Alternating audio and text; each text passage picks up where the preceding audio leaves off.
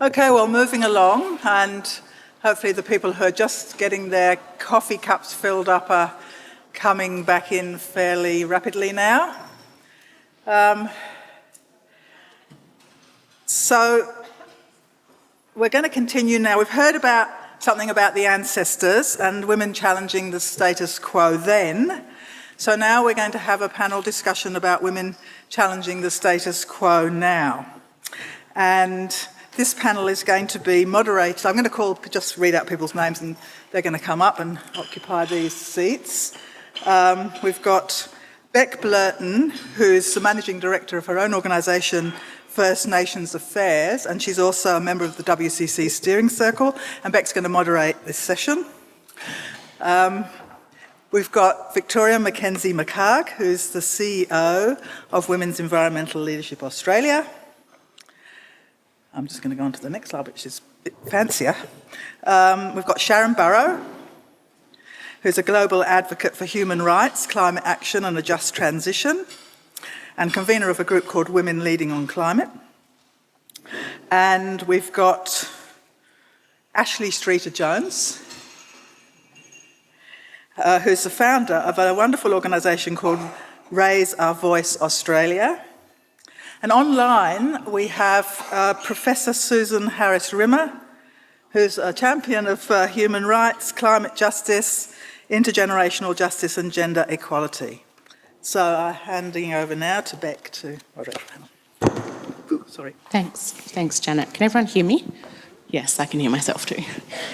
Hi, everyone. As Janet said, I'm Beck Blurton, the Managing Director for First Nations Affairs and founder of a social platform called Another Climate Collective and new member to the Women's Steering Circle, the Congress Steering Circle. So we'll jump straight into it. I've got a couple of questions. We're hoping to have a really good discussion around challenging the status quo now. Sorry, before I ask questions, I'm just moving back a bit. I'll go to the panel and just have everyone introduce themselves and what they do and how they've gotten to where they are now. So Victoria, we'll start with you. Great. Hi, everyone. I'm Victoria McKenzie-McHarg. I'm with Women's Environmental Leadership Australia, or WELA. We are a community of women and gender diverse people who are trying to transform Australia's response to our climate and environmental crises through greater women's and gender diverse leadership. And that is based on an understanding that this is not just a climate or a biodiversity crisis, this is a leadership crisis. And the evidence is abundantly clear that when we have more women in leadership roles, you get better environmental outcomes. So that's what we exist to do. And yeah, looking forward to being here with you all over the next couple of days.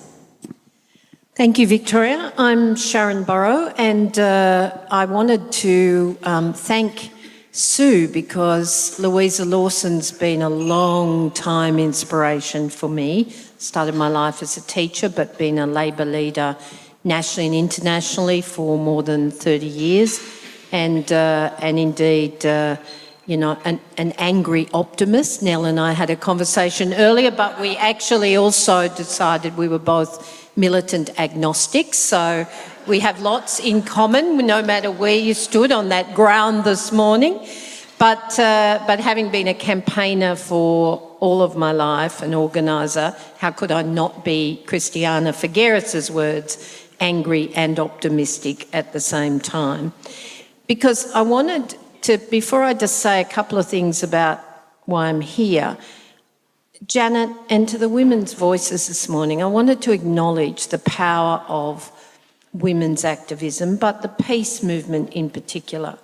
And at the height of I've been in many conflict zones around the world. It's despairing to see how we have come so far from the peace building of post-World War II, which I'm old enough to have been young, but nevertheless part of that 70s period of activism where we thought we could change the world with collective action, the third wave of feminism, the anti-apartheid, the moratorium on Vietnam. You know, it was a great time to be at universities.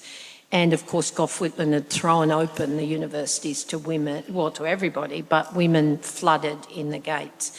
But I wanted to acknowledge and bring to you a story when I sat there this morning with tears in my eyes. The height of the Syrian war, where I had arrived in Turkey at the beginning of the year to go to Taksim Square to sing peace songs in defence of the Kurdish people with the unions, to be tear-gassed and rubber bulleted and all of those, terrible things that happen. But it was then followed by the Turkish G20. And I met an amazing civil society leader who was in fact the chair of appointed by Erdogan, but forgive her for that, chair of the civil society group. We had Labor, civil society, etc., that we won the right to a dialogue in 2010 with Gordon Brown, actually, in London. And Sinab actually owned the third largest textile smart ceramic company in the country, but in the Dardanelles Straits was her main base, although it was spread all over the country. Sorry, third largest in Europe, smart textiles, smart ceramics.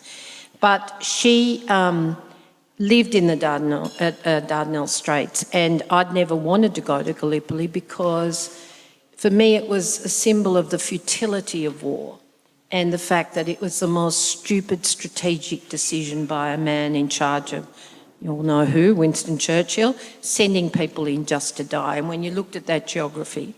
But I went there with her because she made a video for the 100th anniversary of the loss of two countries' generations. Young Turkish men in that region, they lost a generation. They lost fathers, husbands, brothers, potential fathers, sons. But so did we. And she got castigated for it because she took the side we would all take, that people are people and war is futile. And so I wanted to just bring Sinab's inspiration to your stories and the women's voices this morning, because she and I then spent a year, every time I could get to Turkey, we walked the refugee communities. And the Turkish people, forget Erdogan and the dictatorship there now, but the Turkish people think of refugees as their guests. It's a very different mindset, very poor country, but they share what they have, and we can take some great inspirations. So I won't bore you with any more conflict stories, but I just felt Sinab was in the room with us this morning. But I come to this as a Labor leader and, privileged to have started life as a teacher, but then ACTU President, International Trade Unions. I mean, in 2002, I told the Australian Trade Union Movement, because I used to read as horror novels the UNFCCC reports from cover to cover, that this would be the biggest systemic threat we would face in our lifetime and we better get ahead of it. I wasn't universally popular, can I say, but we did what we all do. We build alliances. We lost the carbon trading scheme, sadly. 2008 wasn't perfect, but would have been a foundation for recognising the dangers of having to shift our economy. And then I was privileged to be international president and secretary of the Labor movement, the ITUC, and we fought and won the just transition clauses, along with human rights clause, which people don't recognise, in the preamble of the Paris Agreement. And I'm back home now after 12 years in Europe, and I'm loving living in Melbourne again.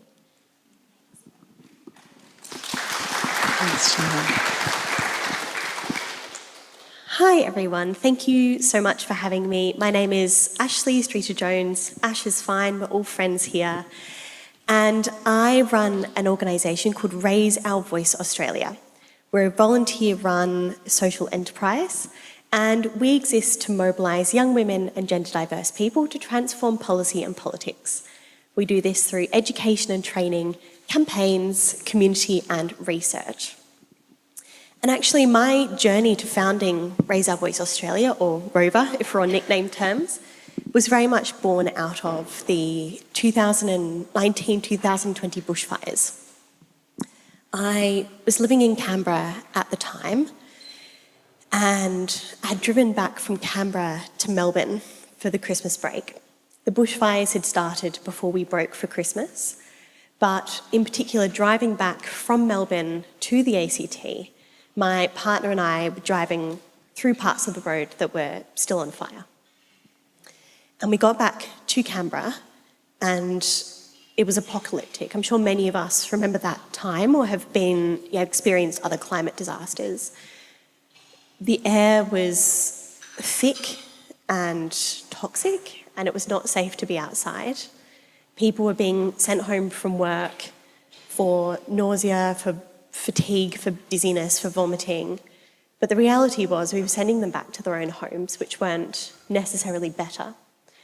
The ACT sold out of masks, it sold out of air humidifiers. I had to restock when I got to Melbourne. And the sun was this awful, apocalyptic orange, and the streets were empty.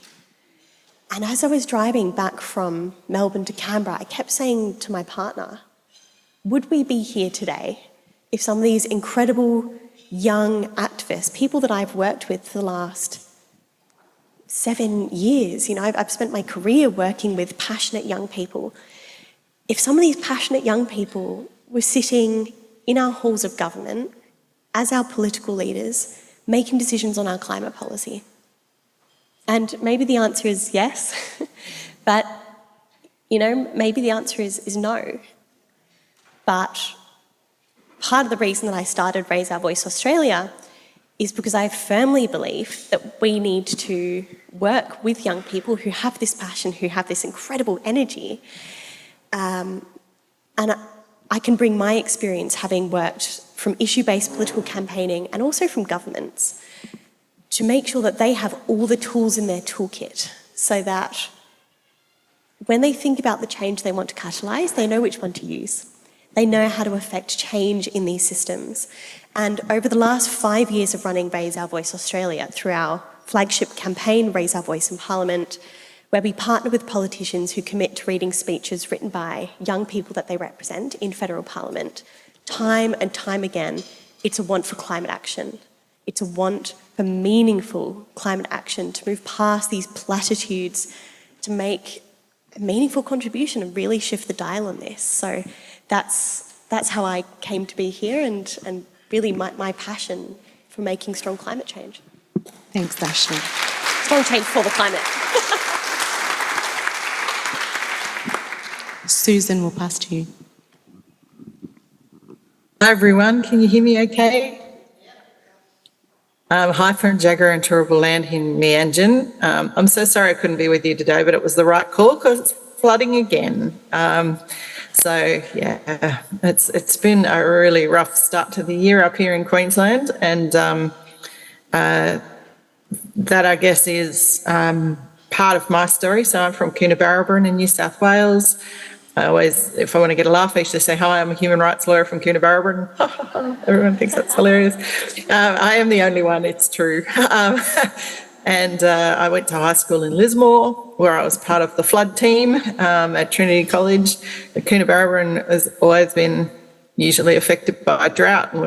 We ran out of water entirely just before some pretty awful bushfires, which were the first to be categorised by the New South Wales coroner as impacted by climate change. So it's my firm claim that the people that left Coonabarabran at that time are Australia's first climate refugees, although I think they're pretty hand in hand with people who were moving islands in the Torres Strait about the same time with less documentation around it.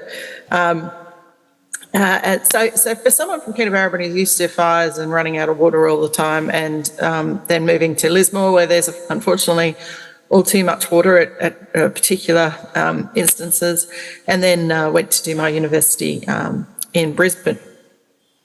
So I've always been interested in women's rights, and all my work has been on women's rights. In my career, and human rights generally.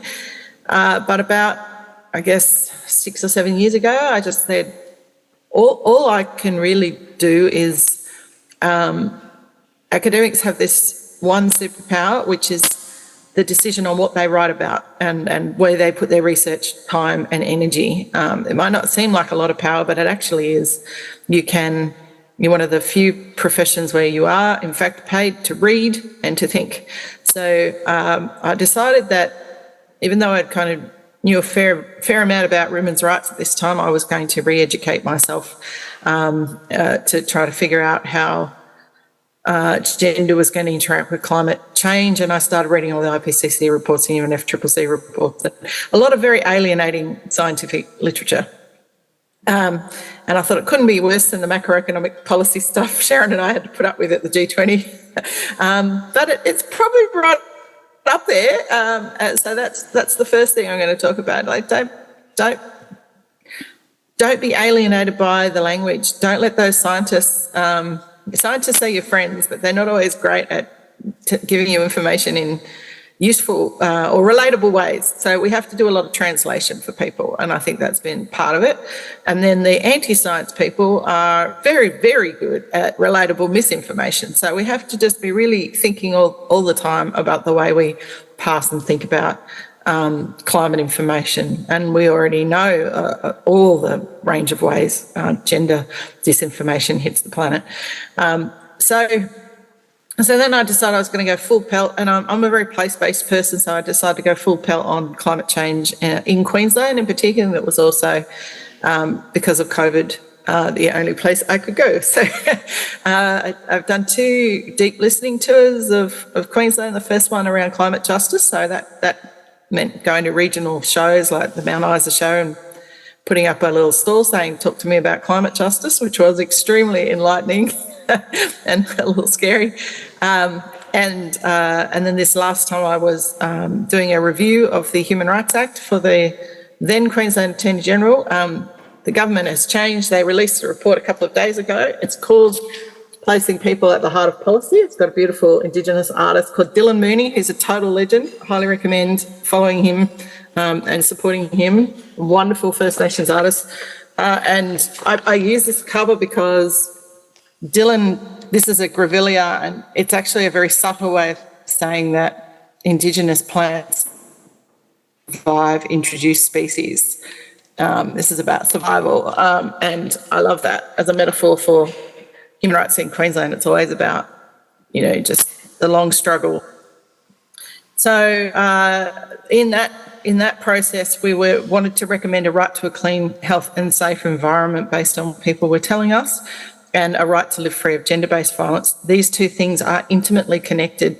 And when you listen to people's experience... No.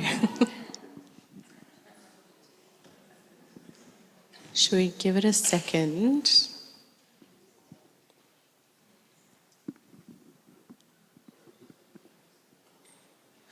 Oh, no, hang on. We're back. Am I back? We're back. Hey! Sorry about that. As I was saying, when you think about Townsville, that's had floods 4 times already this year, we're starting to really think about what kind of, and the situation for the Torres Strait, which is beyond awful, I have to tell you, having travelled to the Torres Strait to talk to folks on several of the islands for the Human Rights Review. So I think people still have, from what I can gather from listening to people still have 3 things in their head that are not true. That climate change is a future problem, it's a future me issue. Someone down the road, maybe my kids, will have to deal with it, which is not true.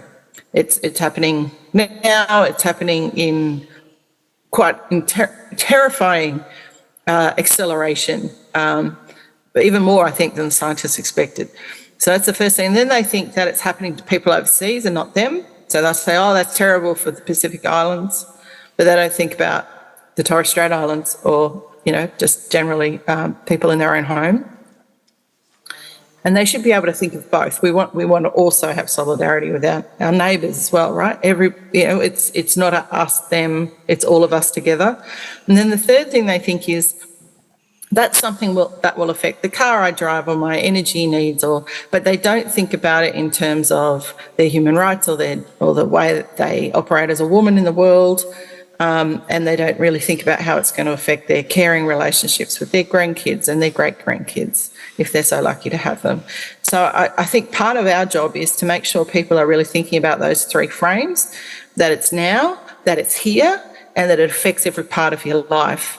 That's the kind of thing I've been trying to work on with people, and to be able to give them good information that's evidence-based and data-driven without frightening the socks off them and myself. So we don't want to be paralysed from the truth. right? The truth can be sometimes paralysing, and the scale of the truth can be sometimes paralysing. So the idea of we're evidence-based, but we're not paralysed with fear. We are moving forward, and we're helping local communities. Local communities will be able to adapt and mitigate for climate change, and they're the ones, I think, who deserve our attention and support, and morale, you know. So that's the way I see myself. So I'm very privileged to be amongst this community of women as the river rises again, just outside my house. So I need all the morale and support and truth telling I can get as well. Thanks so much, everyone. Thanks, Susan.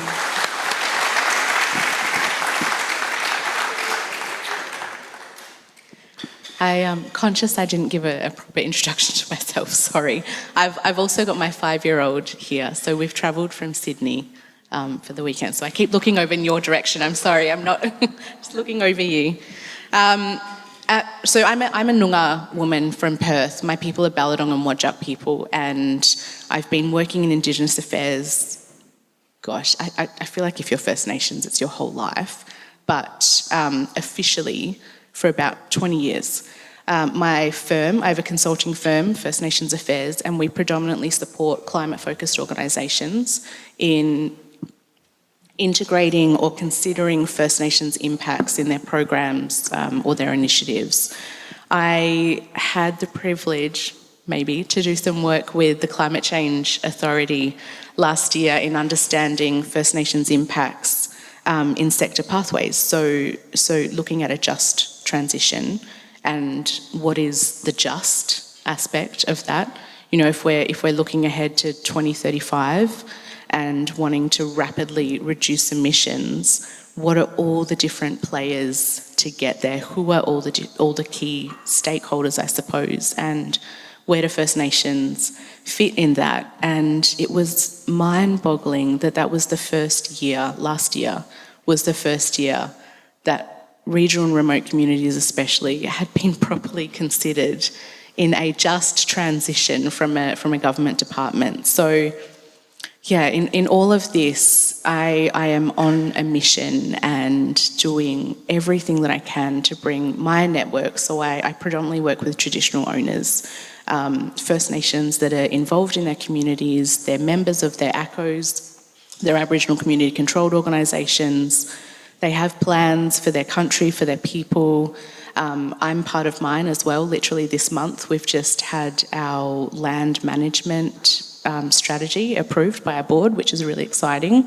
Lots of different things like looking at native plants and seeds and regeneration, and it's in the wheat belt, which is WA's agricultural heartbeat, I suppose. But that's a whole other fight in itself. But we have a long way to go, but I feel like I get to meet so many people in this space who are all doing amazing things. And to the point of this panel and this topic, I think collaboration is key. Like there's such a huge opportunity to come together. Allies, you know, from a First Nations lens, leaning on our allies and looking at how do we support initiatives, policy programs that reflect actual, we've lost Susan again, that reflect actual inclusion, not performative PR stunts. Okay, jumping into the first question a little more. We've heard from some of the panel members, but I wanted to go back to you, Victoria, just on your journey on how you got to where you are, and then what you see is the biggest opportunity for women and women's organisations in driving change. Thank you. I grew up in Albury on the banks of the Murray River, and rivers are absolutely my lifeblood and provide my connection to nature and are a constant thread that weave through my life. And so when I grew up and thought about what I wanted to do in the world, something around our environment was really core to me. But I actually started working in international development. And I was based in the UK in a small international development organisation that was focused on small-scale women agricultural workers in Zimbabwe and Kenya. And I was reading about the impacts of climate change on these communities and realised I'm trying to hold back a tide with my bare hands. This is insane. And I happen to come from a country that is one of the most polluting on the planet per person, and I know about this, and I have a disproportionate ability to impact what could happen here. And so I came back to Australia at that time with a very single focus mission: must work on climate change. And this is about 2006-07, and in the way the conversation was evolving at the time, I also made the mistake of reading cover to cover a UNFCCC report, one of the science-based reports, and I had a bottle of gin and a box of tissues, and it was a lost weekend. And I realised that at the time we thought this was a somewhat linear process. You know, okay, sort out energy, sort out transport, sort out ag, you know, the reports are structured around capitalist economic sectors. That is the way that we think about how do we address the problem. And that's how many of the solutions are framed. And that's how we thought for a really long time, until slowly it started dawning, hang on, this is a much more complex problem than simply sorting out some economic sectors and an energy source. And what are the justice and the human rights implications, and who is implicated, who is impacted, and who gets to decide on the solutions, and how is that determined? And I was working within the climate movement. So my background is as a climate campaigner, and I've been working with grassroots through to national organisations throughout my career, and throughout that time saw in all the work of our movement, the vast majority of our volunteers are women. The vast majority of staff working on climate and environmental issues across sectors are women. And yet the vast majority of decision makers, of funders, of politicians, of strategists who determine the work that will happen and what will get funded and what should be prioritised or central in the narrative are typically not women or gender diverse people. And so there's a huge challenge in that. And I made my way to Wella because in 2016, a group of women who are essentially the matriarchs of our modern environment movement, and acknowledging their leadership in our modern movement is based on 65,000 years of matriarchal leadership for land and country and community here. But of their leadership, these women, they ran the campaign to save the Franklin, they founded Bush Heritage, they founded the Wilderness Society. If there has been a major innovation for our climate and our environment in Australia over the last 40 years, their fingerprints are all over it, and you don't know who they are because they are women. And they have shaped so much of the work that we all do together, and they looked around the movement and they saw the same gender equality issues that have been their entire lives and their entire careers, and they decided to do something about it, and they started a leadership development program. And I was running the climate campaign at ACF at the time, and I was lucky enough that they tapped me on the shoulder and said, would you do the program? And I said no. Why do I need to, despite knowing, being so ingrained in this movement of women, I couldn't see at the time why I needed to do a program that was only for women. I was like, it's interesting, but I just don't know if that's really the top priority for me right now. And they said, yeah, you're wrong. And you need to do the program. And I'm so glad they persisted, because it was a revelation to me that I had not recognised how much I was feeling so trapped in that work at the time. I was feeling so pressured by the weight of, you've got to get the smartest strategy to cut through because this is so big and so important, and you must work in these particular ways, and they weren't resonating for me. And I was having a lot of struggles I was leading some big-ish processes and strategies in the movement at the time, and the bits that were getting traction were not the things that I thought were really the most strategic or most important, and the stuff that I was seeing that I thought really had cut through was not getting the traction with some key decision makers and funders. And it was through that program that I realised, because I'm talking about collaboration. I'm talking about big systems change that will require us to work fundamentally differently. I'm talking about things that work to timeframes beyond the next 3-year funding cycle. And that was not what was given space for. And realising that there's a different way to lead. I wasn't wrong, I just wanted to do it differently. And that having space for that and creating space for women's leadership is essential. And we see in the evidence, not just through our programs, but the evidence about women's leadership, not just for our climate and environment, but much more broadly, that when women are given space to lead in the ways that they want to, they do it differently. They want to collaborate, they look to collective accountability and responsibility, they want to support and empower each other and support them to step up. And these are tools and skills that are going to be essential in this transformation. And so that's why this is the body of work I'm involved in. Amazing, thank you. That's great. Sharon, back to you. What do you see as the role that women and women's organisations can play in driving change now? Well, you can see why Victoria's a young hero for me, but I had a conversation with Victoria that a friend asked me to come and have coffee with her, and when she was thinking of setting up Wella, and so I thought after that coffee that she was one of the bravest young women that I knew, because she was going to step out of a very well-paid, secure job to go and build Wella, and she's done just that. But she's doing more than that, because having come back to Australia and having been very privileged to be, at the heart of the climate and just transition human rights campaigning globally, then at the 2015 Paris, we failed in Copenhagen, totally failed. I led our Labor delegation, and for the first time I could see that our whole civil society movement, let alone the governments, were broken, because they were all there. We had all the people I loved, and most of the leaders like Kumi Naidoo in Greenpeace and others were my friends, and we'd grown up in various Labor or anti-war movements. But they were all fighting for space for themselves. So were the countries.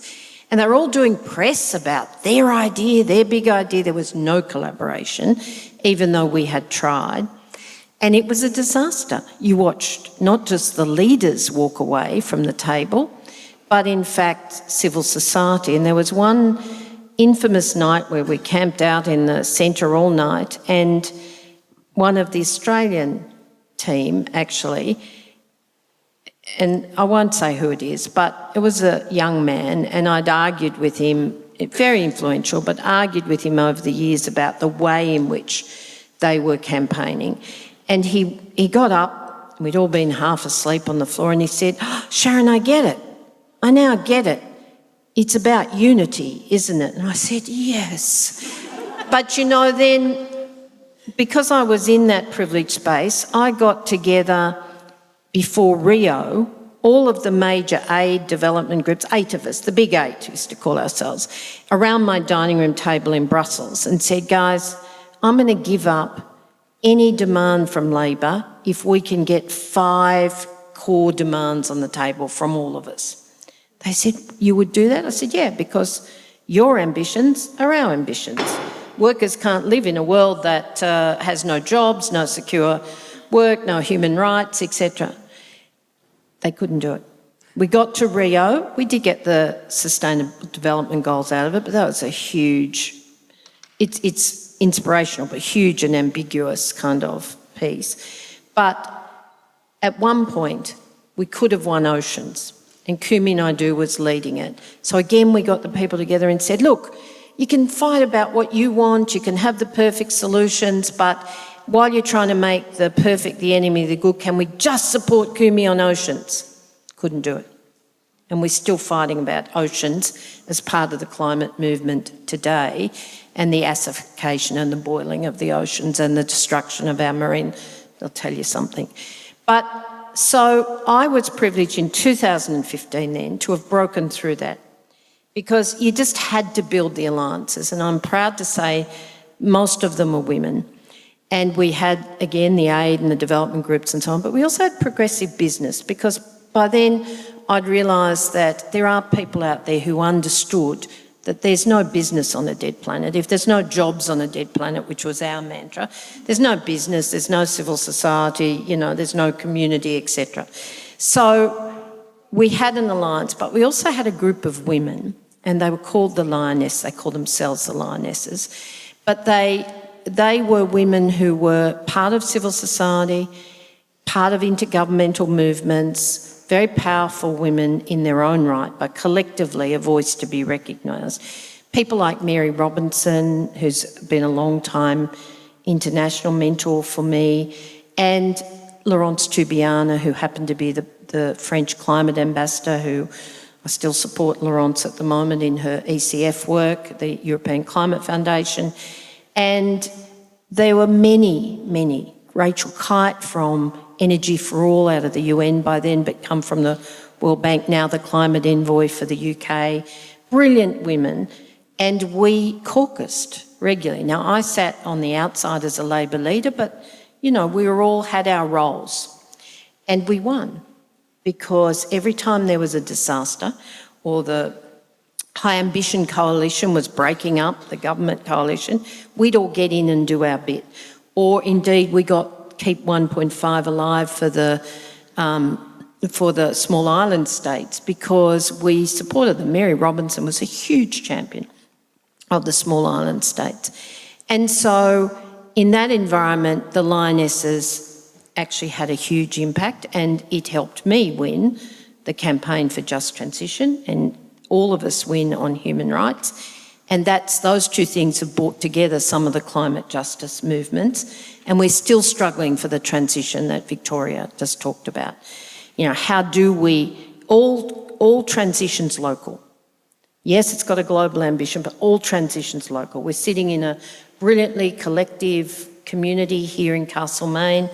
You go to the communities around here, Yakandandra with Kathy McGowan, who started the independent climate movement, in my view, brilliant woman, great friend. And they are building their own energy co-ops, they're building their own sustainability movement. And so I belong to a group that grew out of the Lionesses called Women Leading on Climate, and it's a great group.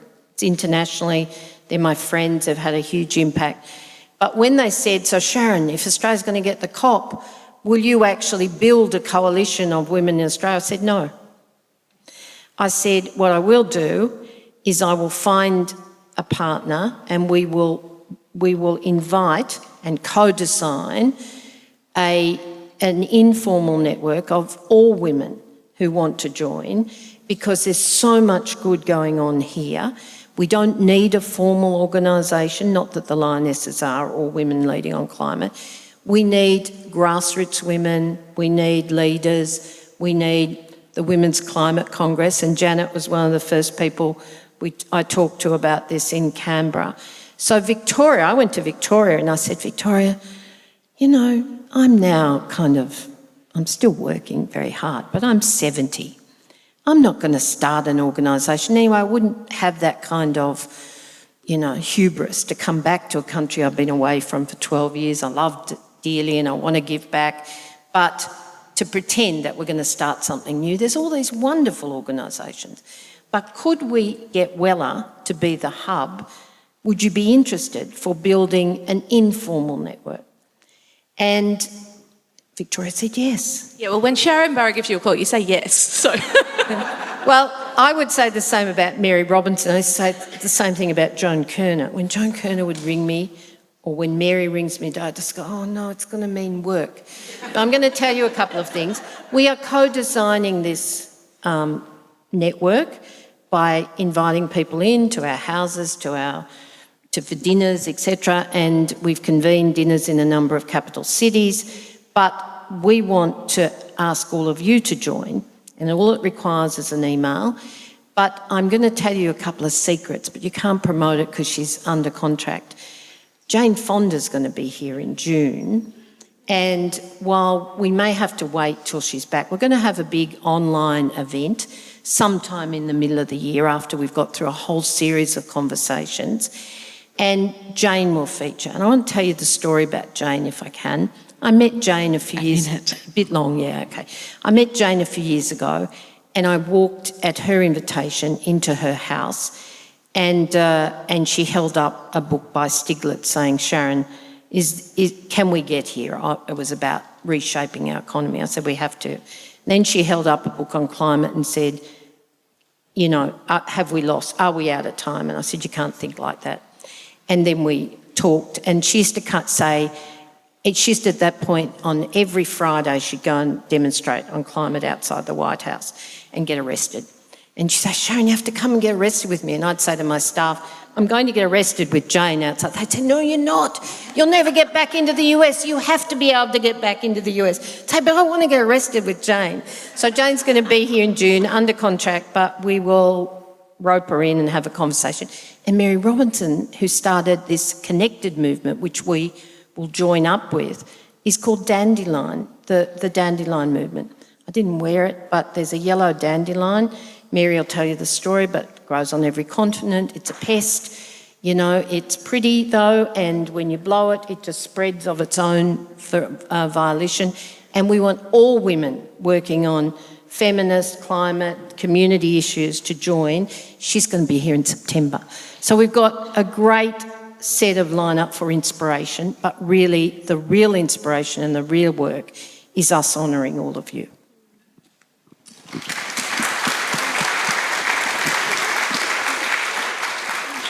Similar question. Opportunities. Yes. Okay. Yep. The first one that I see, again, in our work with young people is intergenerational partnerships. The media is so keen to pit generations. The media is so keen to pit generations against each other. Did I just turn that on? Maybe. No. There we go. Thank you. Yeah, the media is so keen to pit us against each other. And look, one of the things I love about working with young people is that their minds are so open.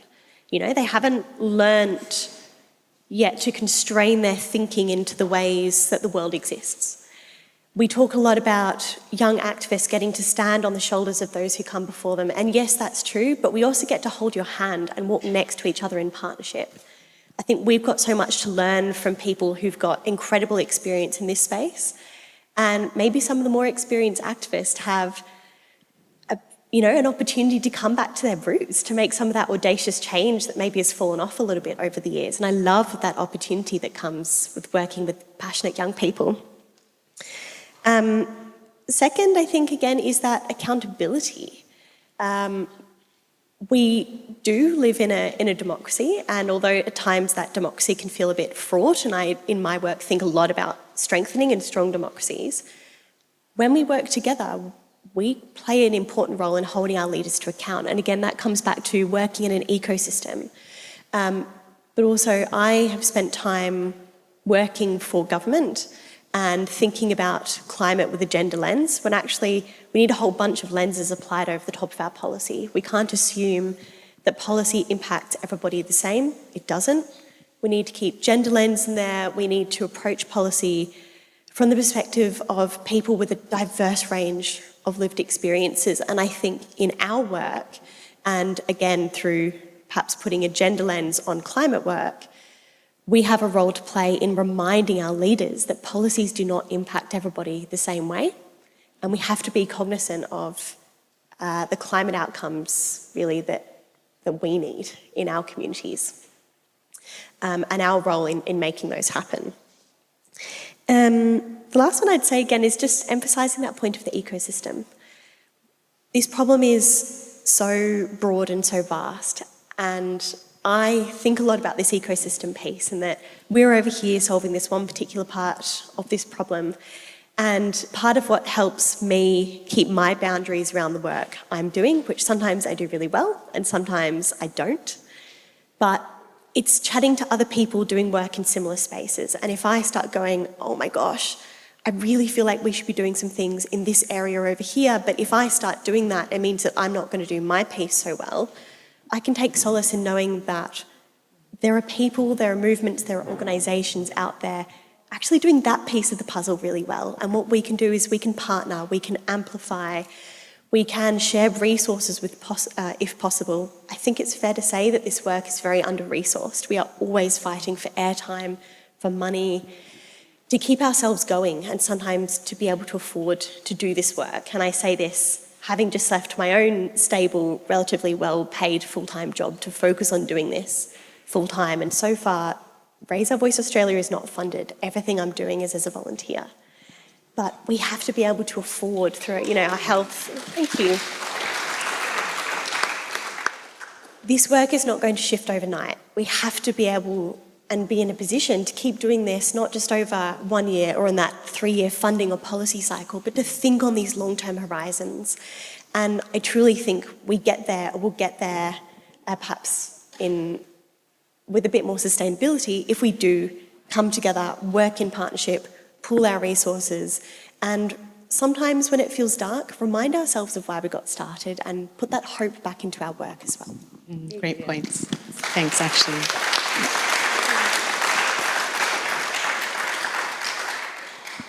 And finally, Susan, before we jump to Q&A, what do you feel is the opportunity, or what do you see as the opportunity for women to come together to make a real impact nationally and globally?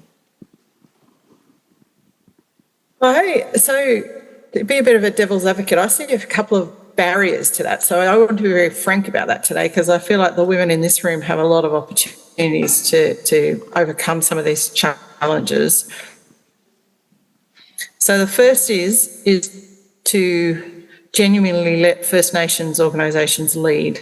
So say all you want about how much you respect First Nations people, First Nations wisdom, but if you're not letting First Nations voices genuinely lead the conversation, then you're not where you should be. So I think that's really important, and it's for people who hold privilege and space to model that behaviour. Yeah, really listen, really create opportunities for First Nations young people in particular. So that's really important to me. Like, put your money where your mouth is and educate yourself as hard as you can, and it's an ongoing journey. And for a lot of us who are, my age and older, you have to unlearn a lot of stuff, right? And that's a journey, right? But I can see Beck probably trying not to nod too hard, but you got to unlearn. You've got to be humble. The second part is create as much space as you can for young women's leadership. So as I said, if you're not listening to and working with young First Nations women, then that is a problem on your part, I think, that we have to acknowledge. But the second is all young women deserve space in the women's movement. And, I've been around the Australian women's movement for, 30 years? I'm 52 years old.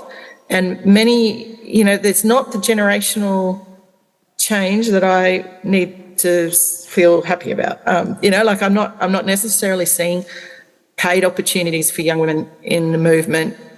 There's very few paid opportunities for women in the movement.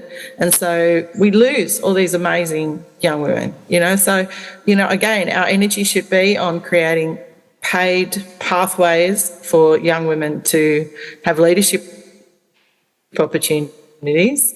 And if not in the women's movement, then bloody hell, where are we expecting that to happen? So we have to model that behaviour ourselves. The second is, I think, the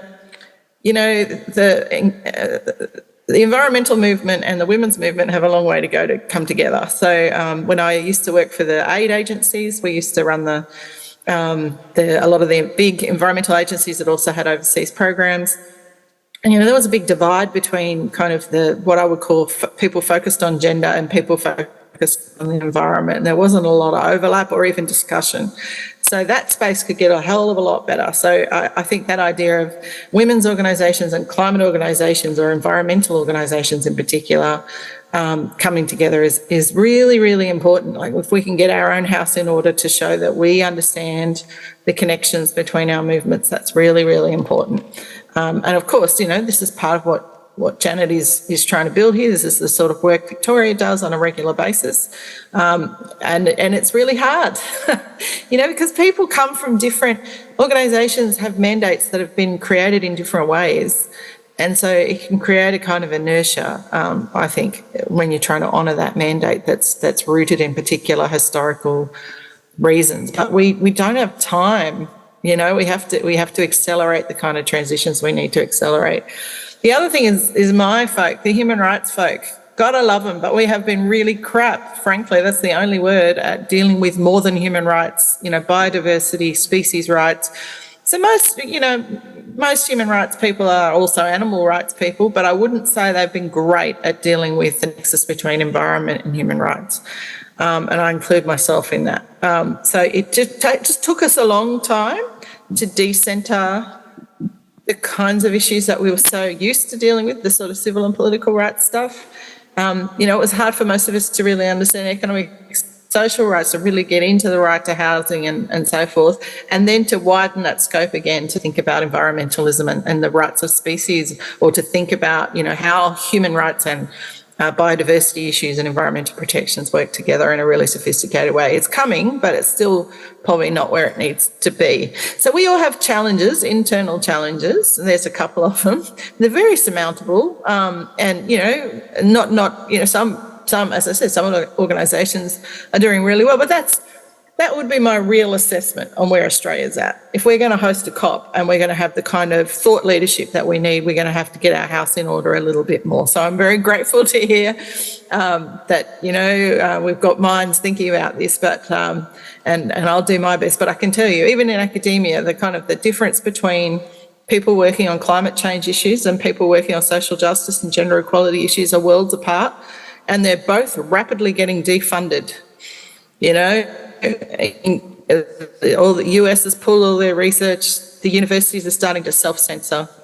So it's not going to be easy. We're going to have to be very brave. So I guess I want everyone leaving today to think, this is our suffragette moment. Like, this is the moment, our civil rights moment. This is the moment we get to be brave, and that we get to be brave on behalf of people that aren't born yet. And that's as well as people who are, and that's really brave. When there's no necessarily self-interest at play, or, immediate self-interest, that I just feel like I would take every Australian to the Torres Strait and show them what's going on. I just want people to kind of have a heightened sense of immediacy. Yeah, please. Sharon? No, I was just going to say a shout out to Susan, because we're coming to Queensland, Susan, Victoria and I, on the 29th. Robin James, who's in the room, where's Robin? Fantastic woman, nature conservative, is our host.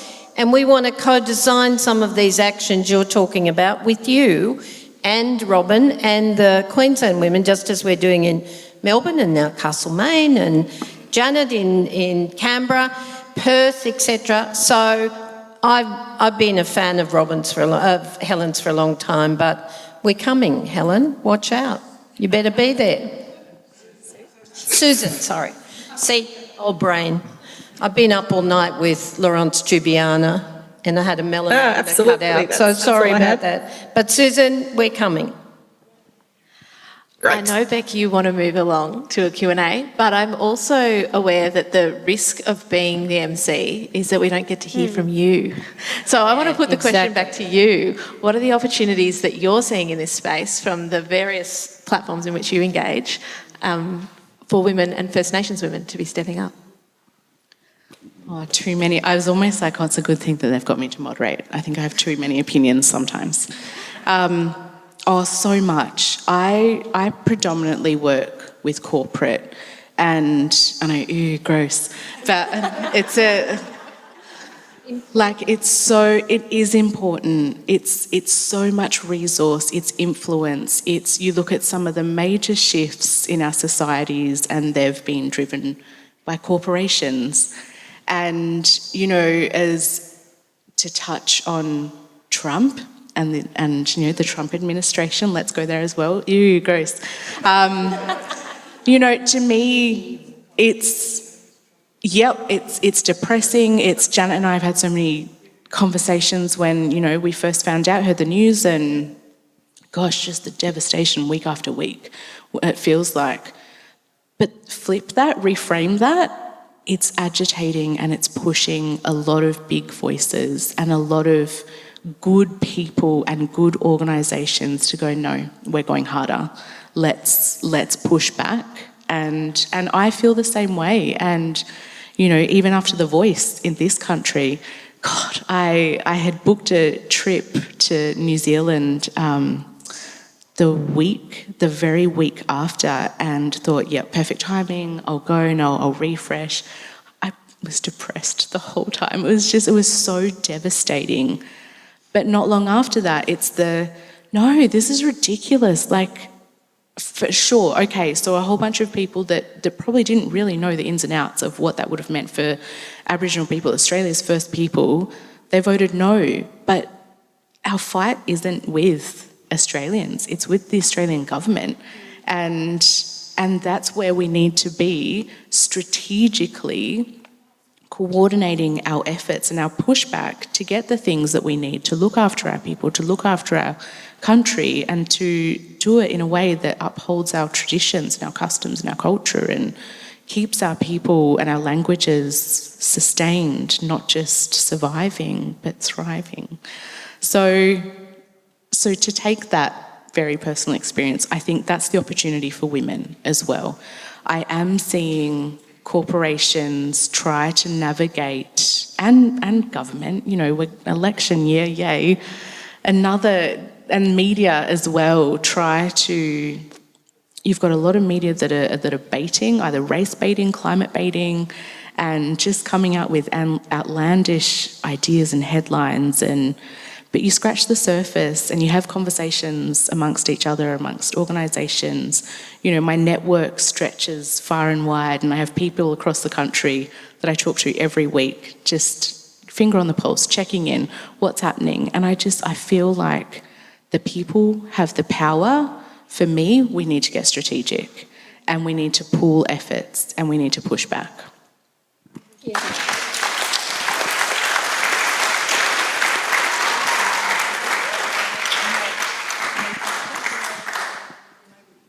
I'm like, well, you guys took some minutes, so I could take some back. Do we have, a question? Tanya? My question is...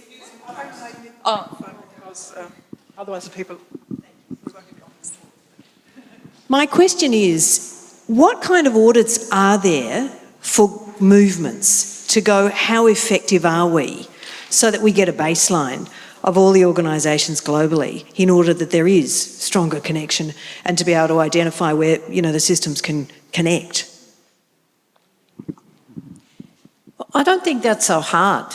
I mean, and part of the ambition that Victoria and I have, and hopefully is shared by everybody, is that by us connecting and you being able to use that database to find women who are actually of value to your ambitions or women you want to meet. And then, there are lots of people, including me and others, Janet and others who are connected internationally, Robin, others, who if you actually want to find people, we can help. So that's what it should be about, is forming those connections. And that's certainly Mary's ambitions from the Dandelion movement. We identify ourselves, people know each other. I'm feeling guilty now. If I'm at an international event, I always wear my Dandelion pin because there'll be 20 other women in the room with them on, or maybe 50, and they all gravitate for a cup of coffee or a deal and you check in. But if you want a baseline study of where are the movements, then we could do that. I mean, this morning I had an email from the African European Foundation, which is a network of women, and an open letter, Janet, about the state of the world and, how we need to rebalance. So let's talk about what you think you want, and then let's try and make it happen. Thank you. The question was actually more of an internal audit, where the organisations are actually able to look at what they are doing before you actually start the network. Sorry. Hi, I'm Charlotte. I'm from Worldwide Fund for Nature. I live in Melbourne and Naarm, and I've been working in the climate justice space for about 20 years. A lot of work at grassroots levels, but also national, regional, international. My question is a question around justice and equity. And if you were to play privilege bingo, how would you go? I did it. It was something that was on LinkedIn, and I got like 15 out of 16 of the bingo cards. And I'm wondering, like, of the people here, how well we would go, because my issue always is that not necessarily all the right people are in the room, and the climate movement tends to be a white movement. So how do we increase access for people who should be in the room and have that intersectionality? Because just having women isn't enough. It's about having the right women and trans people and people who identify as women in the room. So what ideas do we have about that? Thanks. Happy to take that one. Like, for example, I've brought my son today, and being a First Nations woman, being Aboriginal, being involved in my community, I'm so stretched. I now have this thing that don't ask me to do anything. I get DMs on LinkedIn every week, and I'm like, no, sorry, no, I don't have time. So I think understanding, like, do your research, understand what inclusion really means. What does that take? I'm a single mum as well, which is why I've brought my son. So having to navigate, that, and then having to think about that while I'm up here trying to think about this, and it's a juggling act for some of us that are on an intersection, that tick a lot of boxes, wear a lot of hats, and responsibility to communities, and it's all of those things. So I think, how do you make whatever it is that you're doing, if it's a program, if it's an organisation, as accessible as possible? What are all the levels of accessibility that need to be considered in every which way? I would also add to that, I think it's a perfect question, and particularly as we look around the room and the space, but also knowing the history of our movement and where we've come from and where we're growing to. And how we build this work and genuinely understanding the full systems change that is required means all people leading for all of the solutions that they see as well. So there is a question about how do we make inclusive spaces and actually hear the different voices and create space for people to engage, but also to recognise that this might not be the space as well. There will be other spaces that should be funded and supported where different solutions and different opportunities will be identified and voiced, and finding a way to also hear those, not just to see it through our frameworks, because we might see the world through different lenses. We will see different opportunities and different solutions. So how we make space for it here, but recognise where else it might be happening, and fund and support and listen, and then also look to those collaborative spaces where we're going to see different sorts of leadership emerging. I think we're going to need to be very proactive on all of those levels of strategy if we're really going to see the types of inclusion that is needed to shape solutions capable of what we're talking about. And simply looking at including women or including people of colour or First Nations in the existing solutions framework will fail. We will always be a bolt-on. Whereas if we're actually listening to gender diverse people and what they're seeing as needed, which was a huge challenge in the Lismore floods, for example, actually seeing that trans women and gender diverse people had very, very different needs in terms of their recovery work. Likewise, the local Koori Mail, based in Lismore, phenomenal work engaging and supporting First Nations communities recovering from those floods, led locally with very different needs and a very different conversation about what should be prioritised from what was coming in from other places. And being actually able to hear all those different voices and shape accordingly, I think will be crucial. Can I just say that I think Victoria's right about local, you get more in common. When you have a local solidarity either it's an extreme weather event or it's some tragedy or it's a race relations breakdown, and you have the dialogue.